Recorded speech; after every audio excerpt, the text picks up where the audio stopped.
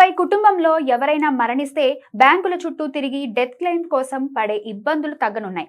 Reserve bank of India కొత్త మార్గదర్శకాలతో బ్యాంకులకు స్పష్టమైన ఆదేశాలు ఇచ్చింది. ఖాతాదారు మరణించిన 15 రోజుల్లోగా క్లెయిమ్ సెటిల్ చేయాలని, ఆలస్యం చేస్తే పరిహారం చెల్లించాలని పేర్కొంది.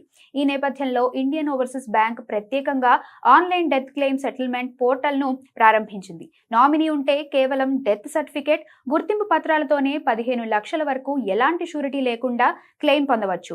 ఫోన్లో పోర్టల్ ఓపెన్ చేసి న్యూ క్లెయిమ్ ఎంచుకొని వివరాలు నమోదు చేసి డాక్యుమెంట్లు అప్లోడ్ చేస్తే సరిపోతుంది. నామినీ లేకపోతే లీగల్ హెయిర్ సర్టిఫికేట్ వంటి అదనపు పత్రాలు అవసరమవుతాయి. అలాగే ఇండియన్ బ్యాంక్ కూడా ఇదే విధానాన్ని తీసుకొచ్చింది.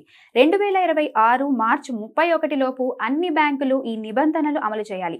ఆలస్యమైతే ఖాతాలపై కనీసం 4% వడ్డీ, లాకర్ల విషయంలో రోజుకు 5,000 చెల్లించాల్సి ఉంటుంది. మొత్తంగా చూస్తే ఈ నిర్ణయం సామాన్యులకు పెద్ద ఊరటగా మారనుంది.